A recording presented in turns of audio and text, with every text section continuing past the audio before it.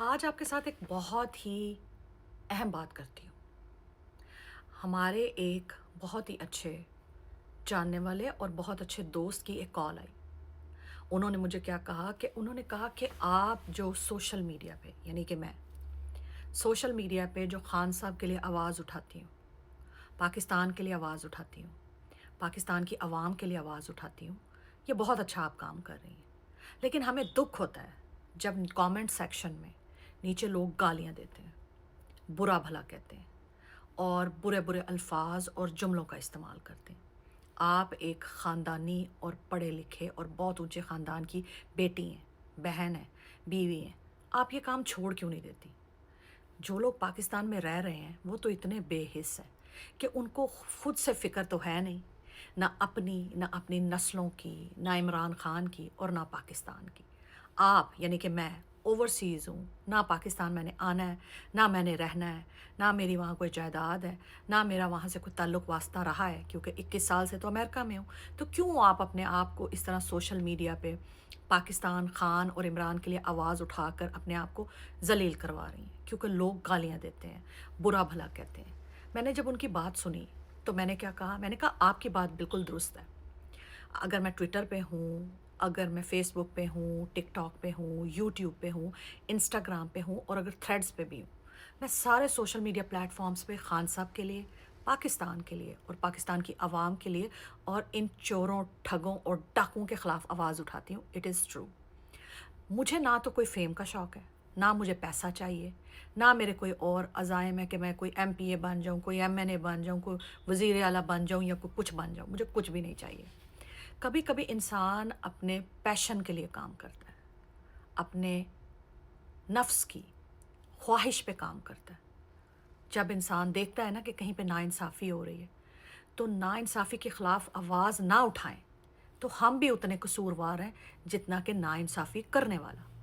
बिल्कुल उसी तरह जब किसी कौम पे ज़ुल्म हो रहा हो और उस ज़ुल्म के ख़िलाफ़ हम आवाज़ ना उठाएँ, तो हम भी उतने ही कसूरवार हैं जितना कि ज़ुल्म करने वाला। और उसके साथ-साथ जो लोग ज़ुल्म सह रहे हैं, अगर वो खुद अपने लिए आवाज़ नहीं उठाते, तो उनके ऊपर होने वाला ज़ुल्म जो है, वो ज़ुल्म तसव्वुर नहीं होता।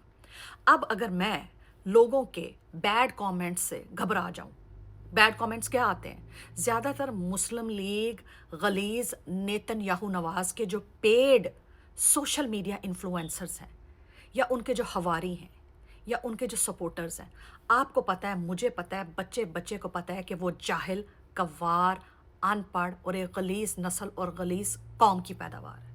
आप उनसे क्या एक्सपेक्ट करेंगे? यही ना कि वो आपके कमेंट सेक्शन में आके गालियाँ दें, गंदी वाली गालियाँ दें, गंदी बातें लिखें, गंदे जुमले लिखें, कंजरी, गश्ती, रंडी, फलानी, टमकानी, ये वो, दिस एंड दैट। तो लिखते रहें। इससे उनकी अपनी तरबियत की कमी ज़ाहिर होती है। इससे उनके अपने ख़ानदानियत का पता चलता है कि किस ख़ानदान की वो पैदावार है। इससे पता चलता है कि किस जगह से वो आए हैं। इससे पता चलता है कि उनके अंदर किसका गंदा खून है।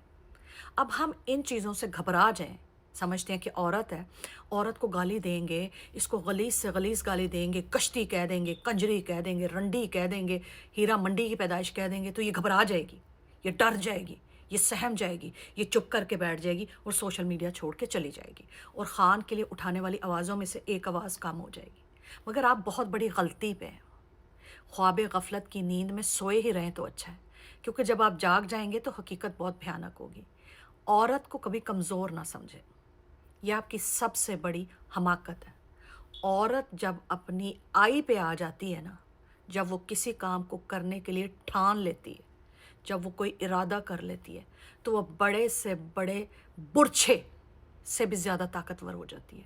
बुरछा जो 6 फुट का नौजवान है ना, 4 फुट की औरत भी उस पे भारी हो सकती है, जब वो अपनी आई पे आ जाती है, जब वो कोई इरादा बाँध लेती है, जब वो किसी अज़्म का इरादा कर लेती है, जब वो किसी पैशन को लेके चलना चाहती है, जब वो अपने किसी ऑब्सेस्ड इरादे को पाया तकमील तक पहुँचाना चाहती है। तो इस तरह की गालियों से वो कभी नहीं डरती, क्योंकि मुझे किसी ने समझाया था कि कुत्ते तो भौंकते रहते हैं, काफ़िले गुज़र जाते हैं। फिर नया काफ़िला आता है, कुत्ते उस पे भौंकना शुरू करते हैं, قافلے گزر جاتے ہیں، اپنی منزل کی طرف رواں دواں ہو جاتے ہیں۔ تو کتوں کا کام ہی بھونکنا ہے، ان کی خصلت، ان کی فطرت اور ان کی پیدائش ہی بھونکنے کے لیے ہوتی ہے۔ تو لہٰذا کتوں سے گھبرا کے کبھی قافلے اپنی منزل نہیں چھوڑتے، اپنا راستہ نہیں بدلتے، بلکہ اسی راستے پہ مستقل مزاجی کے ساتھ رواں دواں رہتے ہیں۔ تو اگر میں اپنی بات کروں تو میں اگر سوشل میڈیا پہ عمران خان کے لیے آواز اٹھا رہی ہوں، پاکستان کے لیے آواز اٹھا رہی ہوں، پاکستان کی عوام کے لیے آواز اٹھا رہی ہوں، تو یہ کامنٹ سیکشن میں گالیاں دینے والے جو آتے ہیں، یہ مجھے اور مضبوط کر کے جاتے ہیں، میرے ارادوں کو اور مستحکم کرتے ہیں، مجھے اور ضدی کرتے ہیں، مجھے اور مضبوط کرتے ہیں کہ میں بالکل ٹھیک کام کر رہی ہوں، میرے الفاظ صحیح جگہ پہ جا کے صحیح نشانے پہ لگ رہے ہیں۔ تبھی تو یہ بھونکتے بھونکتے بل بلاتے کامنٹ سیکشن میں آ جاتے ہیں اور بہو بہو شروع کر دیتے ہیں۔ تو نادیہ سعید، نادیہ، تم اپنا کام جاری و ساری رکھو، پورے عزم کے ساتھ، ہمت کے ساتھ، استقامت کے ساتھ اور بہادری کے ساتھ۔ تو لہٰذا جب آپ کی نظر اپنی منزل پہ ہو، آپ کے ارادے مستحکم ہوں، آپ کسی خاص مقصد اور مشن کے لیے لڑ رہے ہوں، حق اور باطل کی جنگ لڑ رہے ہوں، انصاف کی جنگ لڑ رہے ہوں، تو پھر آپ یہ راستے میں بھونکنے والے کتوں سے، ہارڈشپ سے، obstacle سے، پریشانیوں سے، تھک اینڈ تھن کنڈیشن سے، کسی چیز سے نہیں ڈرتے، کیونکہ نگاہیں آپ کی منزل پہ ہوتی ہیں، راستوں پہ نہیں ہوتی۔ اور جن کو منزل پہ پہنچنا ہوتا ہے نا، وہ ہر حال میں اپنی منزل پر پہنچ کر ہی دام لیتے ہیں۔ تو لہٰذا خان صاحب کے لیے آواز اٹھانا پہلے دن سے مشن تھا، آج بھی ہے، مستقبل میں بھی رہے گا۔ پاکستان کے لیے آواز اٹھانا کل بھی ایم تھا، آج بھی ایم ہے، مستقبل میں بھی یہی ایم رہے گا۔ پاکستان کی عوام کے ساتھ ہونے والی ناانصافیوں کا ذکر کرنا کل بھی ارادہ تھا، آج بھی یہی ارادہ ہے اور کل بھی یہی ارادہ رہے گا۔ باقی کامنٹ سیکشن میں جو بو بو کرنے والے، بھونکنے والے جو آتے ہیں، I did not give a damn care about that. I don't give a damn care about that. مجھے فرق نہیں پڑتا، کیونکہ فرق اگر میں کسی دن اپنے اوپر لے آؤں، اس چیز کو محسوس کر لوں، ڈر جاؤں کہ میں عورت ہوں، مجھے گندی گالیاں دے رہے ہیں، غلیظ گالیاں دے رہے ہیں، تو یقیناً میرے ارادے متزلزل ہو جائیں گے، میں گھبرا جاؤں گی، میں کمزور پڑ جاؤں گی، میں پریشان ہو جاؤں گی اور اپنے ارادوں سے پیچھے اور اپنے منصوبوں سے پیچھے ہٹ جاؤں گی۔ میرا منصوبہ پاکستان کی ترقی، میرا منصوبہ خان کی رہائی اور میرا منصوبہ اپنے پاکستان کی عوام کے لیے حق کی آواز اٹھانا ہے۔ There is no any payback بیک، there is no any payout, there is no any reward, there is no any incentive for me in this whole mission. The only thing I want is justice, fairness, release of Imran Khan from the jail, and also the prosperity and the progress of Pakistan.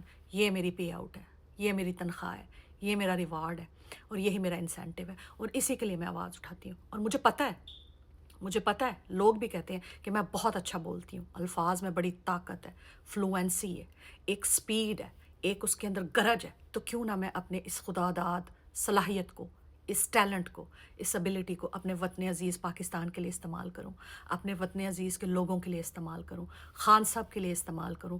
Khan میرا پیشن ہے، خان صاحب میری جو ہیں وہ obsession ہے، خان صاحب میرے لیڈر ہیں، خان صاحب میرے لیے ایک بابا قوم، قائد اعظم کے بعد فادر آف دا نیشن، یا ایک لیڈر اور ایک مسلم امہ کے رہنما کی حیثیت رکھتے ہیں، میرے لیے ایک باپ کی حیثیت رکھتے ہیں، ایک لیڈر کی حیثیت رکھتے ہیں، ایک استاد کی حیثیت رکھتے ہیں، میرے لیے وہ ایک رول ماڈل ہے، میرا obsession ہے۔ میں ان کو دیکھتی ہوں، ان کی ہمت کو دیکھتی ہوں، ان کی جرت کو دیکھتی ہوں، ان کی استقامت کو دیکھتی ہوں، ان کے صبر کو دیکھتی ہوں، ان کی کامیابیوں کو دیکھتی ہوں، ان سے میں سیکھتی ہوں۔